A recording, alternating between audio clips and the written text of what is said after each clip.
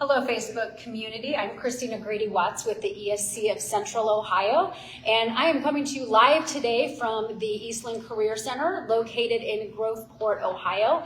And I am joined today by Matt O'Hearn, the principal of Hamilton Township High School, and Jennifer Blackstone, the assistant superintendent of Eastland-Fairfield Career and Technical Schools, and then Emily Jablonka, the Chief Academic Officer at Hamilton Local Schools. And today we are going to talk to you, they are going to talk to you about a new program, the Teaching Preparations Program, that I'm really excited to hear about. But before we jump into that conversation, I would love to hear a little bit about Hamilton Township High School. Just tell us a little bit about your school. Awesome. Thanks, Christina. We appreciate the opportunity today. We're excited about the things to come here at Hamilton Local Schools next school year. Right now, I like to say hailing from the southernmost district in Franklin County. That's us, Hamilton Local Schools. I'm the principal of Hamilton Township High School. We have right around 810 kids right now in our building. Students that are from Columbus, Reese, Lockbourne, Shadeville, Obetz. We're really proud of that area. And in doing so, we want to put some things into place where our students not only talk and learn about work-based experiences, but actually go out and engage in those experiences. So we're excited about the opportunities for next school year. Awesome.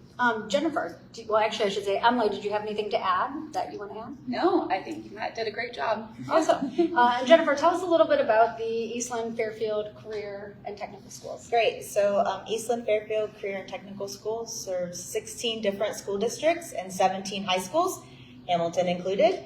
And we serve 3 different counties, Fairfield, Franklin, and Pickaway County. We have over 35 different career and technical education programs that we offer to 11th and 12th grade students.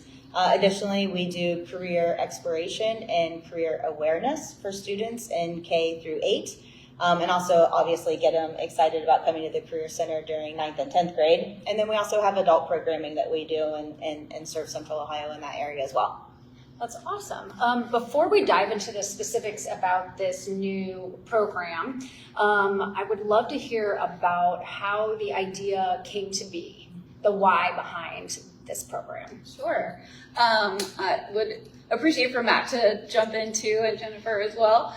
This idea really started with our career-based, our work-based coordinator attending a business advisory council meeting, I believe, at the ESC, and Olentangy had shared their teacher prep program, their teacher prep school, if you will, that they have in district, and he came back from that meeting and really excited and enthusiastic, wanting to know if we could start something like that at Hamilton. And so that really started getting the wheels turning about what might we be able to do.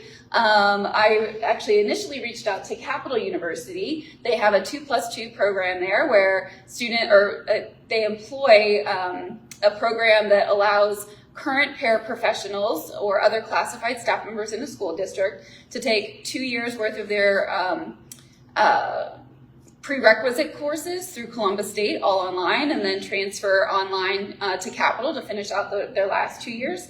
And I asked the question of whether or not they entertain the idea of having current high schoolers participate in a similar program, and that was not something that they had considered in the past. And so then that expanded the conversation to me reaching out to Matt and our Tennyson Barney at the high school with work-based coordinator, and then Jennifer and Shelley here at Eastland-Fairfield Career Technical Schools to see what might be some other opportunities. And so that really kind of solidified this partnership and this idea. So we have an opportunity to become a satellite program for the teacher preparation program, and we will be housed fully at Hamilton with all Hamilton students next school year for our seniors only. We had enough interest generated from our students that Matt can speak to as far as how we survey students to get an idea of what their career interests are, but enough of an interest for our students to be able to fully house Hamilton only students for next school year as seniors. I don't know if you want to add anything about where we get that information from. Sure. So it was really important for us after having some initial conversations and really Jennifer and Emily kind of teeing things up, Tennyson Varney, our work-based learning coordinator, working with some students who were interested in education. And then we wanted to make sure to survey our students, right? So we didn't want to put something into place that just sounded great for the adults in the room because it sounded great.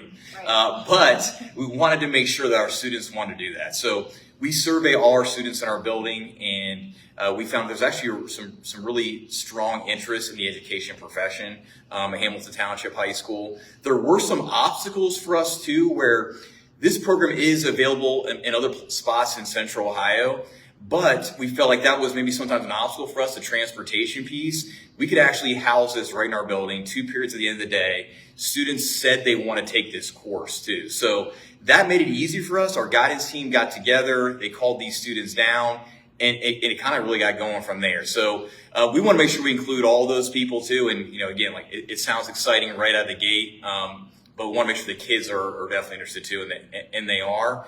We had a student this school year to kind of really pilot it that was going down to our elementary school, had a really, really positive experience alongside the surveying piece. We feel like we're in a really good spot heading into next year. That's awesome. And it's so important to get that kid input. Yep. Do you want to speak to a little bit about your involvement in just the initial conversations and development of the program? Yeah, so when Emily first called me and she had kind of shared some of the legwork that they had already done with talking to Capital, the essence of the program is that the students will be in the senior year only programming. At the end of that senior year, they will have an opportunity to earn their paraprofessional industry credential, which is a 12-point credential for graduation, but also gets them so that they're immediately employable. Hamilton will hire them in that following school year as paraprofessionals, and then they'll be able to go to Capital in the evenings and take those teacher preparation courses. And so like that groundwork was kind of already laid out with Capital and the hiring of the paraprofessionals. So it was really easy for Eastland-Fairfield to kind of engage in the conversations about satellite programming, how we could hire a teacher. They already had the student interest. So we hired a teacher who actually already had some connections with colleges, so we'll be able to offer CCP credit for these seniors as well. And so it was really just working out some minor logistics in order to offer the program. We are turning around in a pretty quick time. I think we started these conversations in maybe February of this year, and we'll be offering it this fall for the seniors at Hamilton. Wow, that is a quick turnaround. Yeah. So I'd like to hear a little bit more about your vision. So it sounds like the program will kick off this fall. And I'm wondering, do you already have a lot of interest? Students, I don't know if they've already registered for classes, that kind of thing. But then how do you envision this program? What's your hope for the program? I think part on my end, it goes back to what I initially said, is that we want kids to actually live these experiences, right? So they're not just learning about education. In fact, when the teacher, the instructor for next year came out to our building, he said, if you're teaching a 5th grade class, we're all going to act like 5th graders today. And so it wasn't just, hey, we're talking about it. No, they're really going to be out in the buildings to see if they actually want to do this. I think that's an important piece to it as well, where they don't necessarily have to spend college money after graduation to figure those things out. Our hope is they go into education. We've all had positive experience in education and made a career out of it, but maybe that's not a right fit for them. That's okay. They can find that out, at their as they're seniors in high school. It's also important too. It's not just, it is, a teacher prep program, but I look at it as everything education, right? Do you want to be a school psychologist? Would you like to be a coach at some point? Do you want to get involved in PR? What does it mean to be in front of people and to simply maybe give a presentation? What does it mean to be in a leadership role? So we're a leader in school, and we're focused on those kinds of things too. So it fits in that vision. I think it also, when we think about our community, and I'm going to steal this from somewhere. I don't know where I got it from, but the whole idea of the earn and learn idea, where, to their point, what Jennifer said earlier with the parapros, getting that license and then going on to college afterwards. Well, you can earn some money as a parapro and then also learn at the same time. And I think it's just setting them up their senior year in high school. They're able to do that. Maybe not necessarily the earn part, but they can do that within the school framework without hurting their earning if some of these kids have jobs after the school day. And I think our vision too over the course of time is to be able to expand and implement the 2-year program after next school year, so that we would be able to offer this type of opportunity for our juniors and seniors moving forward. And then also obviously expand some additional opportunities outside of just the teacher prep pipeline, and working with Eastland-Fairfield and providing additional opportunities for our kids. So. When we're talking to our associate schools about satellite programming, one of the things that we want to do is make sure that we're hitting in those in-demand job areas, which obviously we all talk about the teacher shortage that we're experiencing now, and looks like it's going to get worse in the future. Yeah. And this is a perfect way to kind of be problem solving and thinking ahead, and this kind of grow your own kind of pipeline. And so that was really interesting and intriguing to us when we were talking about this programming as well. Yeah, very timely. Yeah, and I will say too, one of the things that is so wonderful about Hamilton as a district is that we don't have much turnover. And a lot of times when teachers come to us or administrators come to us, they don't leave. And our students, I think, feel that sense of family, being members of the school district. And so I think just having an opportunity to grow our own and employ our own in that manner is really exciting for us too. Absolutely. I think so too. As we had our initial meeting, I think there were maybe 13 students in our initial meeting, some guidance counselors, myself, and some other administrators. It was interesting just to kind of look into that crowd and look. There's 3 out of 5 adults in the room that were actually Hamilton Township grads. So why should we kind of continue that pipeline a little bit? We don't want our best and brightest going off somewhere else. Let's develop them here at Hamilton Township High School. I think it's also important to keep moving forward, like the vision piece and working with Jennifer, Eastland-Fairfield, like that strong relationship. So we kind of see this as just kind of the tip of the iceberg, right? So this is something we were able to start right now with the teacher prep course. But we also had staff member meet with Jennifer. She led a PD day for our staff members just to implement industry credentials. She talked about licensing. You know, what could our teachers do right now, either at our high school to prep our kids to maybe come to the Career Center, or do we do something else like a satellite program on down the road? So I envision our relationship getting stronger with the Career Center. I love that. And for the people that are watching and are not sure what you mean by industry recognized credentials, do one of you want to speak to that a little bit? Yeah, so annually, the Ohio Department of Education and Workforce will put out an industry credential approval list. And it changes every year. Some fall off, some are added. They might make tweaks to it, so it's really important that you check it annually. It usually comes out May, June every year. So if you get on their website and take a look at that, it'll give you a whole list of industry credentials by career pathway. And it's things associated with all of the different industries to show that you have met the competencies and have the skill set in order to be employable in that career and industry right away. So the example in this program is the paraprofessional, but there's all kinds of them out there. That list that the ODEW puts out each year is probably 4 or 5 pages long. So Thanks, I appreciate that. Can you talk a little bit about the partnerships? I know you have a partnership. You mentioned Capital, and then obviously the Career Center. Were there any other partnerships involved or that will be involved in this program? Sure. With the partnership with Capital, that 2+2 program is with Columbus State as well as with Capital, and then with the instructor for this course having connections with Otterbein, where our students will be able to earn those 3 CCP credits through Otterbein, and then I don't think I'm missing anything. Am I missing anything? I was thinking of the Otterbein one. Yeah. Is there anything else you want to add about your program before I ask you one more thing? I don't think so. Just very excited for the opportunity for our students, not just earning the ability to earn the CCP credits, but the two graduation credits, what the paraprofessional certification provides for them, not just from an employability standpoint, but from an experience standpoint too. So just very excited for the opportunity for our kids. Absolutely. So if we have a school out here watching right now that is interested in developing a pathway or a partnership what advice would you give to that school? I'll start.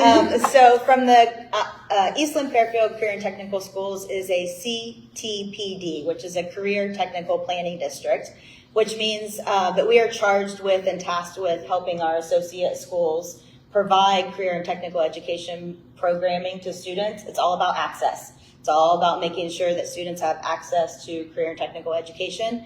And so the first thing would be to call them, engage them in conversation. If you don't already have an active partnership with them, reach out and do that. If it's any of our 16 associate school districts, you can just call me.